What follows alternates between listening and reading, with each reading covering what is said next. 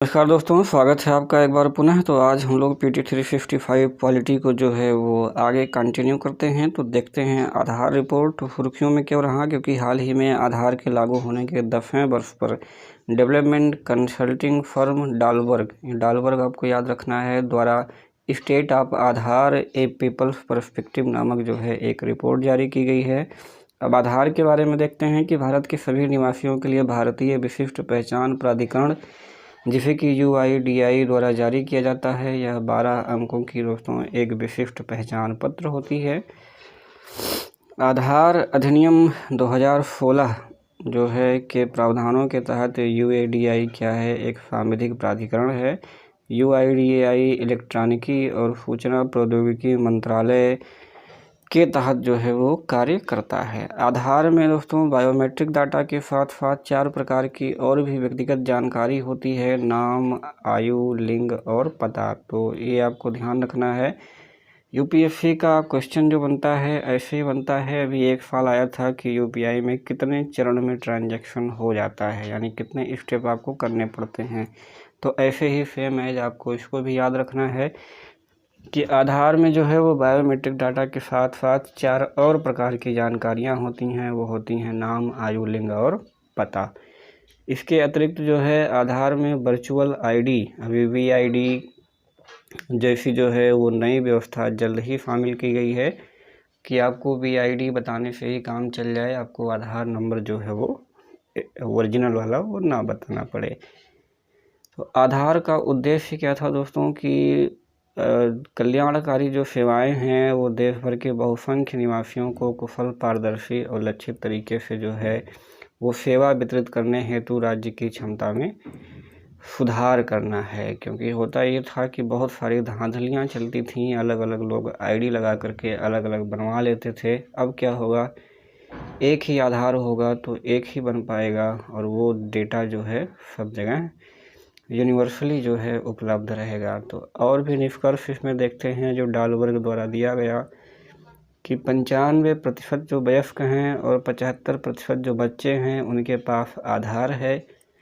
8% लोगों के पास जो है वो आधार नहीं है। 80% लाभार्थियों का मानना है कि आधार ने जो है PDF, राशन, मनरेगा, सामाजिक पेंशन को और अधिक जो है वो विश्वसनीय बना दिया है। आधार एवं अन्य कानून संशोधन अधिनियम 2019 के बारे में थोड़ा सा देख लिया जाता है। तो ये जो कानून है ये जो है मार्च 2019 में प्रख्यापित अध्यादेश को प्रतिस्थापित करने हेतु वो संसद द्वारा पारित किया गया था। इसकी जो मुख्य विशेषताएं हैं वो ये हैं कि आधार संख्या जो है वो धारकों का ऑफलाइन सत्यापन जो है वो किया जाएगा। प्रमाणीकरण के बिना जो है किसी व्यक्ति की पहचान के ऑफलाइन सत्यापन की अनुमति भी इसमें प्रदान किया गया है। स्वैच्छिक उपयोग यानी कि आप स्वेच्छा से प्रमाणीकरण या ऑफलाइन सत्यापन के माध्यम से अपनी पहचान सत्यापित करने के लिए आधार नंबर का उपयोग कर सकते हैं। ठीक है, ज़बरदस्ती नहीं है, केवल संसद द्वारा निर्मित विधि के अधीन ही इसे जो है वो अनिवार्य बनाया जा सकता है। अगर संसद किसी योजना के लिए इसको अनिवार्य बना देता है तो आपको केवल वहीं पर अनिवार्य रूप से इसका प्रयोग करना है, नहीं तो ये स्वैच्छिक है। आप जो है प्रयोग करें या दूसरी ID प्रयोग करें, उससे कोई मतलब नहीं है। चलिए, टेलीग्राफ अधिनियम 1885 और धन शोधन निवारण अधिनियम 2002 में यह संशोधन करता है। और इसके अनुसार जो टेलीकॉम कंपनियां हैं, बैंक और वित्तीय संस्थान हैं, वो अपने ग्राहकों की पहचान को निम्नलिखित के माध्यम से जो है वो सत्यापित कर सकते हैं। नंबर 1, आधार का प्रमाणीकरण या ऑफलाइन सत्यापन। Number 2, passport. और नंबर 3, केंद्र सरकार द्वारा अधिसूचित कोई अन्य दस्तावेज। तो इन माध्यम से जो है वो जो है अपनी सत्यापित करा सकते हैं। व्यक्ति के पास अपनी पहचान को सत्यापित करने के लिए किसी भी विधि का उपयोग करने का विकल्प होगा। अगर किसी व्यक्ति के पास जो है वो आधार नंबर नहीं है तो भी उसे किसी भी सेवा से वंचित नहीं किया जाएगा। अब आइए देखते हैं कि आधार का उपयोग करने वाली संस्थाएं कौन सी होंगी। तो ऐसी संस्थाओं को जो है वो आधार का प्रयोग करने की अनुमति प्रदान की जाएगी यदि UIDAI इस तथ्य से संतुष्ट हो जाता है कि वो जो संस्था है वो गोपनीय और सुरक्षा के मानकों का अनुपालन करती है, कानून द्वारा जो है उसे अनुमति प्राप्त है और राज्य के हित में केंद्र सरकार द्वारा जो है विनिर्दिष्ट किसी प्रयोजन के प्रमाणीकरण हेतु वह प्रयास कर रही है। अब बच्चों के आधार नंबर पर देखते हैं दोस्तों, तो आधार नंबर प्राप्त करने हेतु जो बच्चों का नामांकन है, वो नामांकन करते समय नामांकन करने वाली जो एजेंसी है वो बच्चों के माता पिता अभिभावक की वो सहमति प्राप्त करनी होती है और 18 वर्ष की आयु प्राप्त करने के पश्चात जो है बच्चा अपने आधार को रद्द करने के लिए आवेदन भी दे सकता है। तो ये बहुत महत्वपूर्ण पॉइंट है जो कि एग्ज़ाम में आपके आ सकता है, तो इसको आप ज़रूर देखिए। चलिए अगला देखते हैं। कुछ मामलों में सूचना का प्रकटीकरण तो केवल उच्च न्यायालयों के द्वारा आदेश हेतु प्रकटीकरण की अनुमति प्रदान करता है। UIDAI निधि की अभी हाल ही में जो है स्थापना की गई है, जिसमें क्या होगा कि सभी शुल्क, अनुदान और प्रशुल्क जो है इस निधि में जमा किए जाएंगे और इस निधि का जो उपयोग होगा वो इसके जो कर्मचारी हैं उनको वेतन और भत्ता देने के लिए किया जाएगा, यानी इसमें जो भी निधि आएगी उससे वेतन और भत्ता दिया जाएगा। चलिए अगला देखते हैं। भारत का नियंत्रक एवं महालेखा परीक्षक तो सुर्खियों में क्यों है? क्योंकि राफेल जो लड़ाकू विमान सौदा हुआ था उसके जो है संपादित मूल्य निर्धारण यानी कि रेडिकेट प्राइसिंग पर भारत के नियंत्रक एवं महालेखा परीक्षक कैग की रिपोर्ट का उल्लेख करते हुए उच्चतम न्यायालय के पुनर्विलोकन ने भारत के सर्वोच्च लेखा परीक्षण संस्था की जो है भूमिका को पुनः चर्चा में ला दिया है। तो दोस्तों, प्रकाशन से पूर्व दस्तावेज के संवेदनशील सूचना को छिपाने या हटाने के माध्यम से जो चयन या अनुकूलन करना ही क्या कहलाता है? संपादन यानी रेडिकेशन कहलाता है। परिणाम स्वरूप क्या होता है कि पूर्ण वाणिज्यिक जो विवरण है वो नहीं दिए जाते और रिपोर्ट में जो खरीद समझौते के आंकड़े होते हैं उसको भी क्या कर दिया जाता है? काला कर दिया जाता है। तो अगर रेडिकेशन संपादन पूछता है तो इसका मतलब यही होता है। भारत के नियंत्रक एवं महालेखा परीक्षक कैग के बारे में देखते हैं। तो भारत के संविधान अनुच्छेद 148 में कैग के स्वतंत्र पद की व्यवस्था की गई है। ये जो है भारतीय लेखा परीक्षा और लेखा विभाग का मुखिया होता है। कैग की नियुक्ति राष्ट्रपति द्वारा होती है। कार्यकाल 6 वर्ष 65 वर्ष।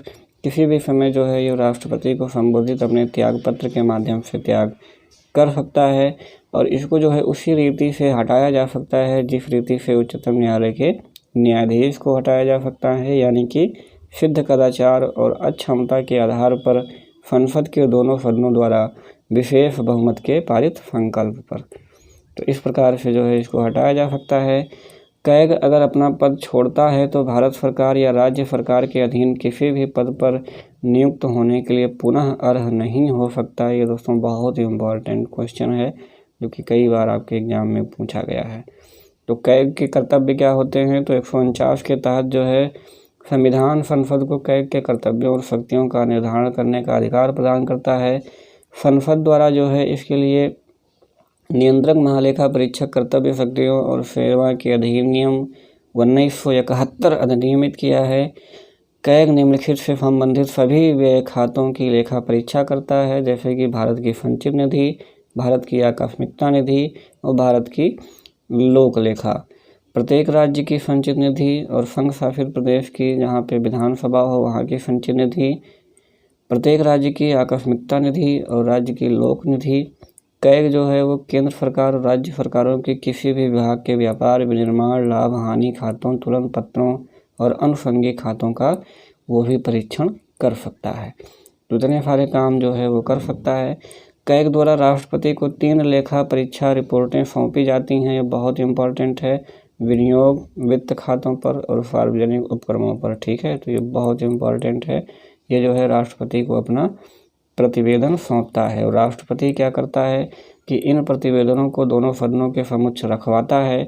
उसके पश्चात जो लोक लेखा समिति होती है यानी PAC पब्लिक अकाउंट कमेटी, वो जो है जांच करती है और संसद को अपने निष्कर्ष जो है वो प्रदान करती है। तो कैग क्या होती है? संसद की लोक लेखा समिति की मार्गदर्शक, मित्र, दार्शनिक के रूप में कार्य करता है। ये भी बहुत इम्पॉर्टेंट है, ये क्वेश्चन आपका पूछा गया है। चलिए अब लोकपाल देखते हैं। तो सुर्खियों में क्यों रहा? क्योंकि हाल ही में आरटीआई के माध्यम से यह प्रकट हुआ कि लोकपाल अधिनियम पारित होने के 5 वर्ष समय के बाद ही जो इसके प्रमुख प्रावधान हैं वो लागू नहीं किए जा सके हैं। लोकपाल के बारे में देखते हैं तो 2011 में जो है व्यापक विरोध हुआ और भ्रष्टाचार विरोध आंदोलन के बाद जो है लोकपाल और लोकायुक्त अधिनियम 2013 को अधिनियमित किया गया। संरचना क्या होती है? इसमें एक अध्यक्ष होता है, अधिकतम 8 सदस्य होंगे, जो 50% सदस्य होंगे उनका चयन जो है वो न्यायिक सेवा से होगा और 50% SC ST OBC और अल्पसंख्यक और महिलाओं के माध्यम से किया जाएगा। ठीक है, चलिए। अब जो इनकी नियुक्ति होती है वो 2 चरणों में होती है। खोज समिति जो कि खोजती है, नामों की अनुशंसा करती है। चलिए, इसके बाद देखते हैं कि वर्तमान या भूतपूर्व प्रधानमंत्री, केंद्र सरकार के मंत्री और संसद के सदस्यों के साथ साथ ग्रुप ABCD के सेवाओं के कार्यरत केंद्र सरकार के जो अधिकारी हैं ये इसकी अधिकारिता में आते हैं। यही पॉइंट जो है काफ़ी महत्वपूर्ण है कि प्रधानमंत्री भी आते हैं, केंद्र सरकार के मंत्री और संसद के सदस्य और ABCD ये सब आते हैं, यही आपको ध्यान रखना है। बाकी जो छोटे छोटे वाले हैं वो बहुत कम पूछे जाते हैं, ये बड़े वाले ही ज़्यादा पूछे जाते हैं।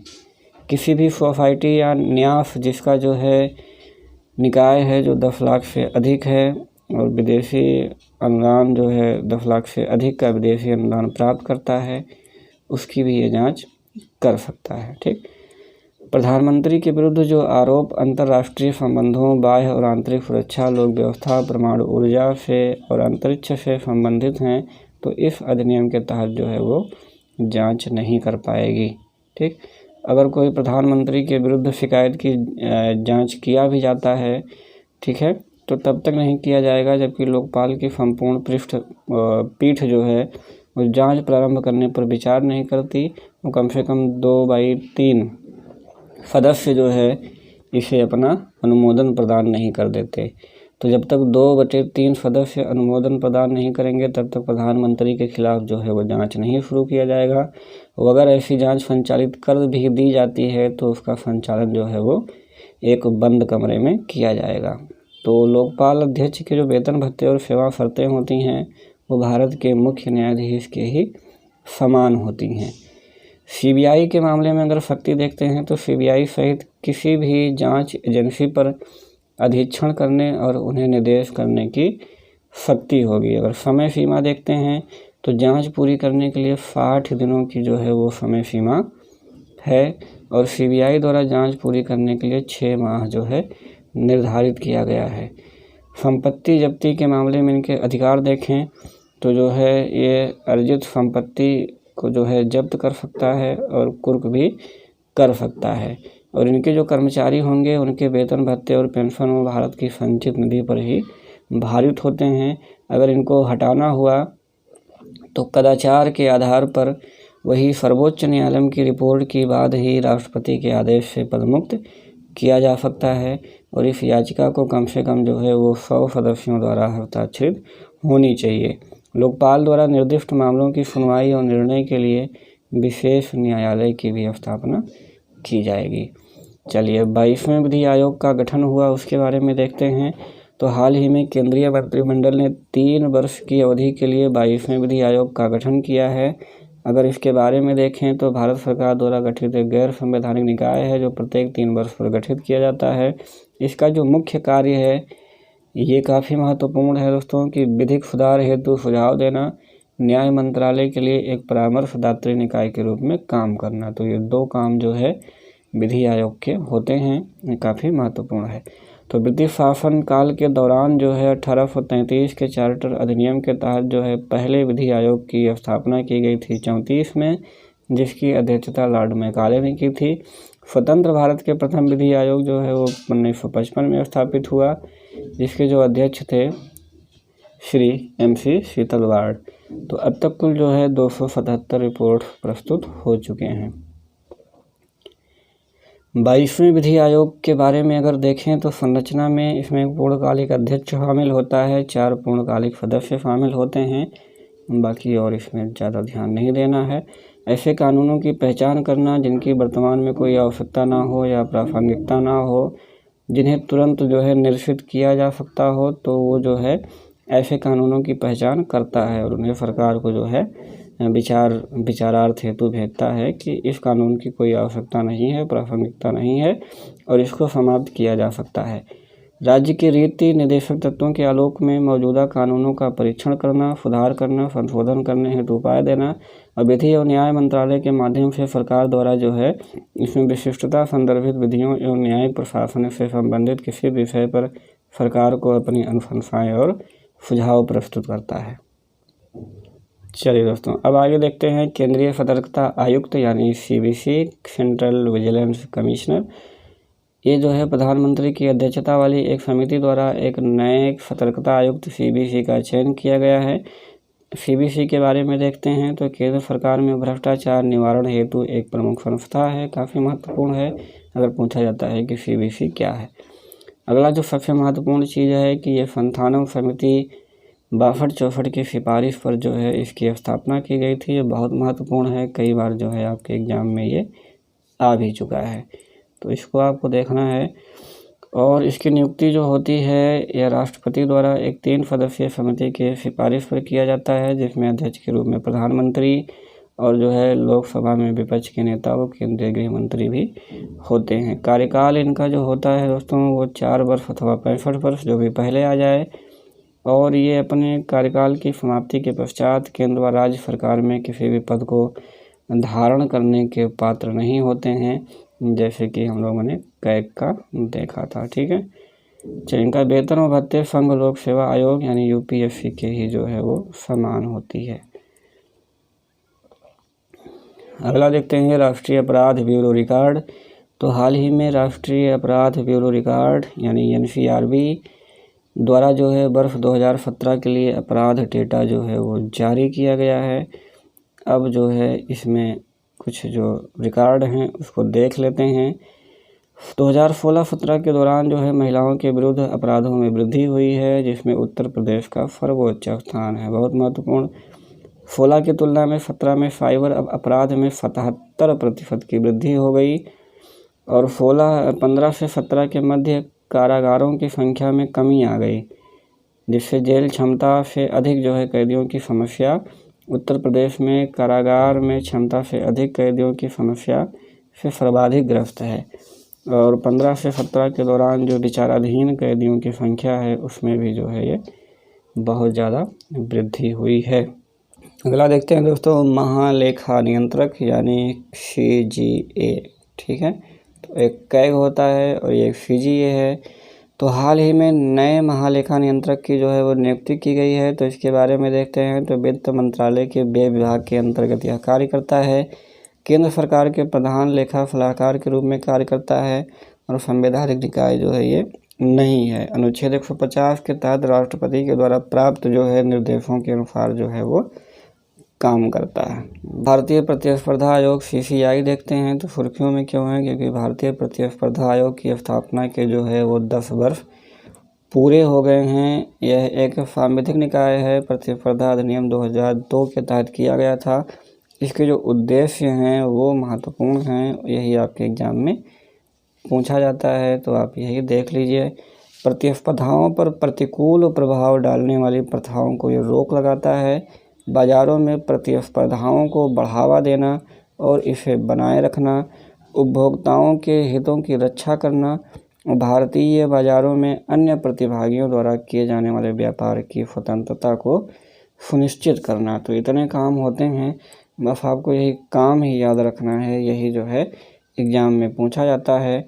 वो आयोग को नियामकीय और अर्ध न्यायिक शक्तियाँ जो है भी वो प्राप्त हैं। बस तो भारतीय दंड संहिता और दंड प्रक्रिया संहिता यानी IPC और CRPC। तो हाल ही में अभी केंद्रीय गृह मंत्रालय ने सभी राज्य सरकारों को IPC और CRPC का व्यापक कायापलट करने हेतु व पुनर्निर्माण करने हेतु सुझाव प्रदान करने हेतु आमंत्रित किया है कि जो है ये बहुत पुराना है, इसका जो है पूरा कायापलट किया जाना चाहिए और इस पर जो है राज्य सरकारों के सुझाव जो है वो मांगे गए हैं। तो IPC और CRPC के बारे में देखते हैं। तो जो IPC है दोस्तों वो अपराध की परिभाषा निर्धारित करती है और जो CRPC है वो आपराधिक जांच प्रक्रिया के बारे में सूचित करती है। ठीक है, चलिए अब भारतीय जो दंड संहिता है वह भारत की आधिकारिक दंड संहिता है, बृहत संहिता है, जो कि आपराधिक कानून के सभी पहलुओं को समाहित करती है। संहिता का प्रारूप जो है 1960 में भारत के प्रथम विधि आयोग की अनुशंसा पर तैयार किया गया था। CRPC है दोस्तों, ये मूल आपराधिक कानूनों के प्रशासन के लिए प्रमुख जो है वो क्रियात्मक विधि है। 1973 में यह जो है अधिनियमित किया गया था। प्रारंभिक रूप में यह 82 में निर्मित किया गया था। यह जो है अपराध की जांच, संयुक्त अपराधियों की गिरफ्तारी, साक्ष्य एकत्र करने, अभियुक्त व्यक्ति के अपराध अथवा निरपराध के निर्धारण तथा दोषियों की सजा के निर्धारण के लिए जो है एक व्यापक व्यवस्था जो है वो प्रदान करता है। पुलिस संशोधन एवं विकास ब्यूरो BPRD जो है दोस्तों IPC और CRPC यानी भारतीय साक्ष्य अधिनियम और व्यापक औषधि और मना प्रभावी पदार्थ अधिनियम आदि कानूनों की जो है वो समीक्षा करेगा। तो इसको छोड़ देते हैं।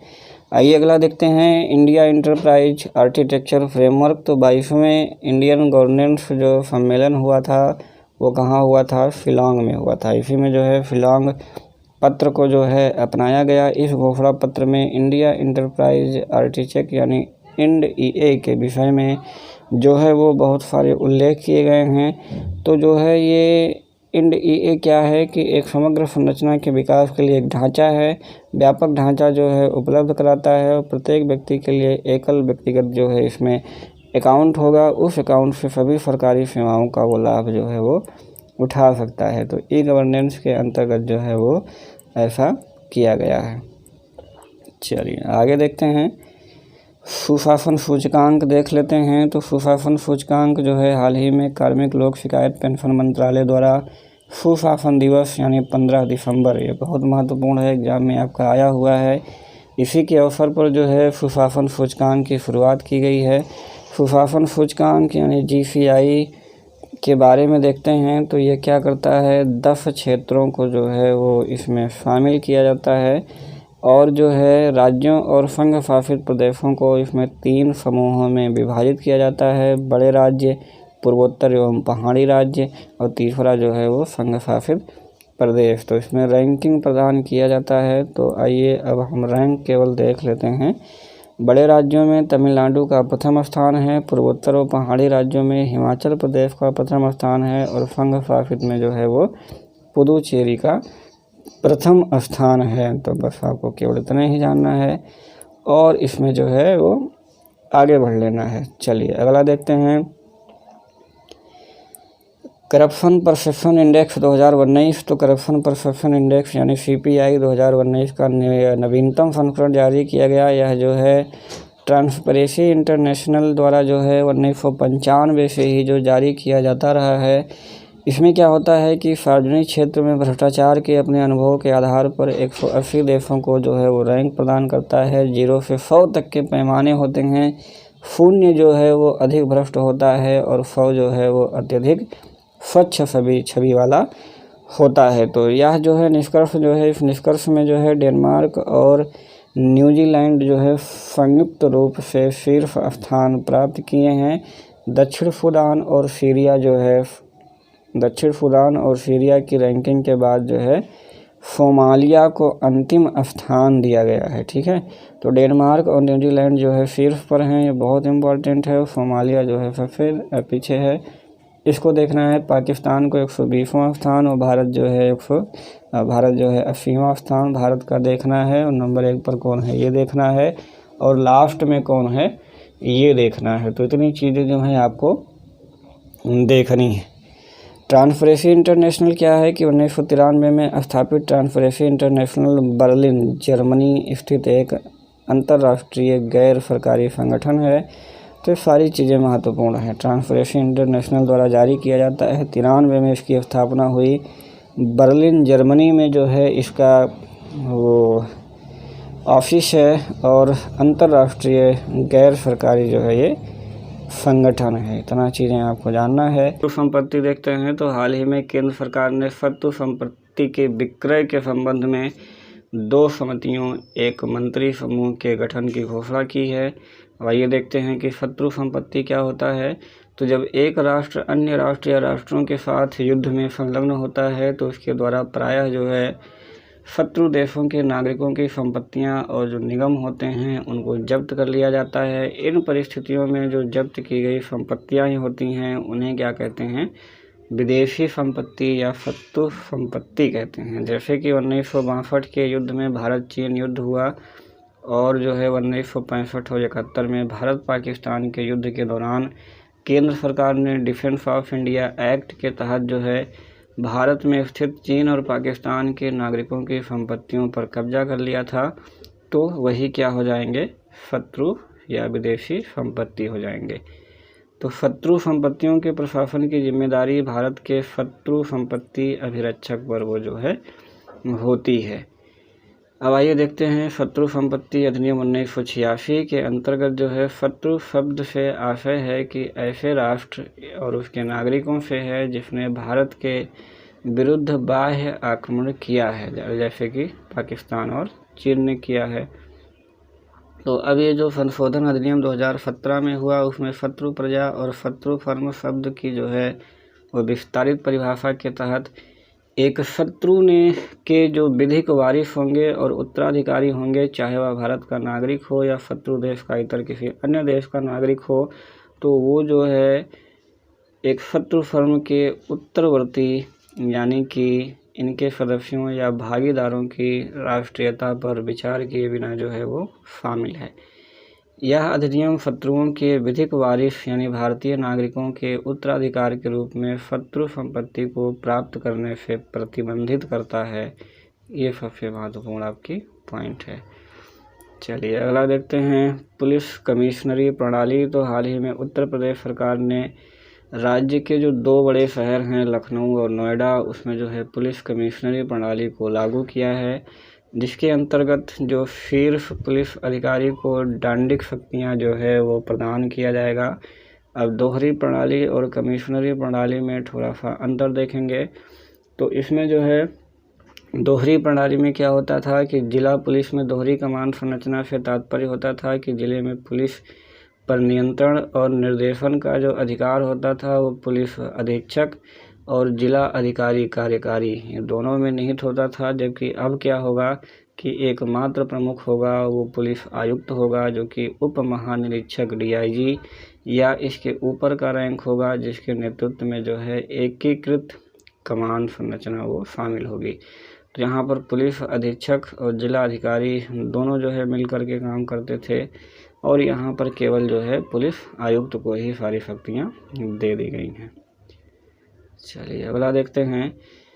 तो इसमें क्या होगा कि इस व्यवस्था में जिला अधिकारी की शक्तियों, जैसे कि उदाहरणार्थ में अगर देखेंगे कि गिरफ्तारी वारंट लाइसेंस जारी करना, पुलिस की शक्तियों जैसे कि अपराधों की जांच करना और गिरफ्तारी करना, ये क्या होता था, पृथक्करण होता था, अलग अलग होते थे। तो जिला स्तर पर पुलिस के पास शक्तियों का संकेंद्रण कम होता था और DM के प्रति जो है जवाबदेही में कमी होती थी। इस प्रणाली में क्या होगा कि पुलिस विभाग यानी पुलिसिंग और दंडिक शक्तियाँ आयुक्त में वो निहित होंगी और जो है वो प्रत्यक्ष रूप से राज्य सरकार और पुलिस प्रमुख के प्रति जवाबदेह होगा। पुलिस की स्थानीय प्रशासन के प्रति जवाबदेही वो कम होगी। इसमें क्या होगा कि एकीकृत कमांड संरचना प्रदान किया जाएगा जो त्वरित निर्णय निर्माण में सहायक होंगी। नागरिक प्रशासन और पुलिस के मध्य जो है दोषारोपण की संभावना भी इसमें कम होगी और यह क्या करेगा कि जिला अधिकारी के भार को भी थोड़ा सा कम करेगा। इसमें क्या होते हैं कि पुलिस अधीक्षक SP को अतिरिक्त सहायक पुलिस अधीक्षक SP और इंस्पेक्टर और पुलिस दल द्वारा सहायता प्रदान किया जाता था। इसमें क्या होगा कि आयुक्त को विशेष, संयुक्त, अतिरिक्त और उपायुक्तों आदि द्वारा जो है वो सहायता प्रदान किया जाता है। यानी इंस्पेक्टर से नीचे की रैंक के बाद जो है वो संरचना सब इसमें समान हो जाती है। तो इतना अंतर है। अगर देखेंगे ब्रू समुदाय, तो हाल ही में 23 वर्षों से चले आ रहे ब्रू रियांग शरणार्थी संकट को समाप्त करने के लिए केंद्र सरकार, मिजोरम सरकार, त्रिपुरा सरकार और ब्रू समुदाय के नेताओं के बीच जो है वो एक समझौता हुआ है। अब देखेंगे कि ये ब्रू समुदाय कौन है। तो ब्रू जो समुदाय है वो पूर्वोत्तर भारत का एक स्थानिक निर्जातीय समुदाय है जो मुख्यतः त्रिपुरा, मिजोरम और दक्षिणी असम के कुछ हिस्सों में निवास करता है। 1997 में मिजोरम में निर्जातीय संघर्ष के बाद लगभग जो है वो 34,000 ब्रू मिजोरम से पलायन कर गए थे और त्रिपुरा में राहत शिविरों में इनको रखा गया था। त्रिपुरा में इन्हें रियांग के नाम से जाना जाता था। तो अब नए समझौते के अनुसार क्या होगा कि जो ब्रू शरणार्थी हैं वो त्रिपुरा में बस जाएंगे और उनके पुनर्वास हेतु सहायता प्रदान की जाएगी। प्रत्येक परिवार को ज़मीन का एक छोटा सा भूखंड प्रदान किया जाएगा और उन्हें जनजाति का दर्जा दिया जाएगा। मताधिकार का अधिकार प्रदान किया जाएगा और एक बार यानी वन टाइम वित्तीय सहायता भी उनको प्रदान किया जाएगा। उन प्रत्यावर्तित ब्रू शरणार्थियों के लिए मिजोरम सरकार जो है जिम्मेदार होगी, जिन्हें 1997 की मिजोरम निर्वाचक प्रणाली के अनुसार पहचाना और सत्यापित किया गया था। चलिए अब अगला देखते हैं लोकतंत्र सूचकांक। तो इकोनॉमिस्ट इंटेलिजेंस यूनिट यानी EIU द्वारा जारी किया जाता है।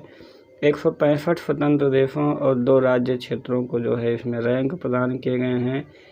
इसमें जो है निर्वाचन प्रक्रिया, बहुलतावाद, सरकार की कार्यप्रणाली और राजनीतिक सहभागिता, राजनीतिक संस्कृति और नागरिक स्वतंत्रता पर जो है ये आधारित होता है। 0 से 10 पैमाने पर जो है इसमें संकेतकों का प्रयोग किया जाता है। एक विशेष देश को 4 प्रकार के शासन स्वरूपों में वो वर्गीकृत किया जाता है, जैसे कि पूर्ण लोकतंत्र, इसमें अभी कुल 22 देश हैं। दोषपूर्ण लोकतंत्र 54 देश हैं।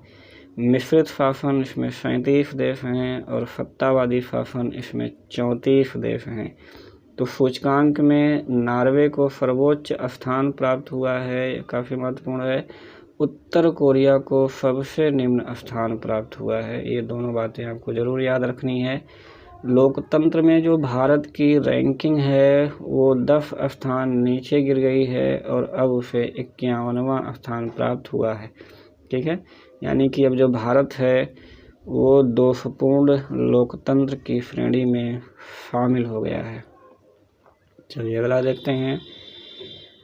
ये जो दोषपूर्ण लोकतंत्र में स्वतंत्र और निष्पक्ष चुनाव आयोजित कराए जाते हैं। यहाँ मौलिक नागरिक स्वतंत्रताओं का सम्मान भी किया जाता है, परंतु लोकतंत्र के अन्य पहलुओं से संबंधित गंभीर दोष भी विद्यमान होते हैं, जैसे कि शासन में समस्या, अविकसित राजनीतिक संस्कृति और राजनीतिक सहभागिता का निम्न स्तर पर होना। तो ये सारी चीज़ें दोषपूर्ण लोकतंत्र में शामिल होते हैं। अगला देखते हैं वक्फ संपत्तियां क्या होती हैं। तो भी हाल ही में जो है वो संपूर्ण देश में जो वक्फ संपत्तियां हैं उनकी 100% जियो टैगिंग और डिजिटलीकरण हेतु एक कार्यक्रम जो है वो प्रारंभ किया गया है। वक्फ से तात्पर्य क्या होता है कि किसी मुस्लिम द्वारा चल या अचल मूर्त या अमूर्त संपत्ति को ईश्वर की धर्मार्थ दान से है। तो अगर कोई मुस्लिम अपनी चल या अचल मूर्त या अमूर्त संपत्ति ईश्वर को धर्मार्थ दान कर देता है तो उसी को क्या कहते हैं, वक्फ संपत्ति कहते हैं। ठीक है, और यह जो है ज़रूरतमंद लोगों को जो है वो हस्तांतरित किया जाता है। इनमें सामान्यतः मुस्लिमों के धार्मिक या धर्मार्थ प्रयोजनों हेतु किसी भवन, भूखंड या अन्य परिसंपत्तियों का दान भी जो है वो शामिल होता है। वक्फ बोर्ड संपत्ति प्राप्त करने और उसे अपने अधिकार में रखने तथा ऐसी किसी भी संपत्ति को हस्तांतरित करने की शक्ति से युक्त एक विधिक निकाय है और इसे कानूनी संस्था या विधिक व्यक्ति के रूप में मान्यता प्राप्त है। प्रत्येक राज्य में जो है वो एक वक्फ बोर्ड होता है और जो वक्फ केंद्रीय वक्फ परिषद एक संवैधानिक निकाय है जिसे जो है अल्पसंख्यक कार्य मंत्रालय के प्रशासनिक नियंत्रण में वक्फ अधिनियम 1954 के प्रावधानों के अनुसार वर्ष 1964 में एक परामर्शदात्री निकाय के रूप में स्थापित किया गया था। तो वर्तमान में जो केंद्रीय अल्पसंख्यक कार्य मंत्री हैं वही जो है केंद्रीय वक्फ परिषद के पदेन अध्यक्ष हैं। केंद्र सरकार जो है वो राज्य सरकारों और राज्य वक्फ बोर्डों को परामर्श प्रदान करता है। उपासना स्थल विशेष अधिनियम 1991। तो उच्चतम न्यायालय ने अयोध्या निर्णय में उपासना स्थल विशेष उपबंध अधिनियम 1991 का उल्लेख किया था। यह अधिनियम घोषणा करता है कि उपासना स्थल का धार्मिक स्वरूप वैसा ही रहेगा जैसा कि वह 15 अगस्त 1947 को था, यानी कि जो धार्मिक संप्रदाय के उपासना स्थल को उससे भिन्न संप्रदाय या वर्ग में संपरिवर्तित नहीं किया जाएगा। तो राज्य सरकारों का एक सकारात्मक दायित्व जो है ये लागू करता है कि उपासना स्थल के धार्मिक स्वरूप को वैसे ही बनाए रखा जाए जैसे कि वह जो है स्वतंत्रता के समय था। तो दोस्तों, इस प्रकार से हम देखेंगे कि जो अयोध्या के विवादित स्थल है वह इस अधिनियम से इसको छूट प्रदान की गई है। यह अधिनियम उन स्मारकों तथा स्थलों पर भी लागू नहीं होता है जो प्राचीन स्मारक या पुरातत्व स्थल या फिर अवशेष अधिनियम 1958 के अंतर्गत आते हैं। दोस्तों, इस प्रकार से ये जो आपका PT 365 क्वालिटी वाला था वो आपका अभी यहीं पर समाप्त होता है। अगला जो है हम लोग पर्यावरण शुरू करेंगे जल्द ही इसी के साथ। तो बने रहिए हमारे साथ, वीडियो को देखते रहिए।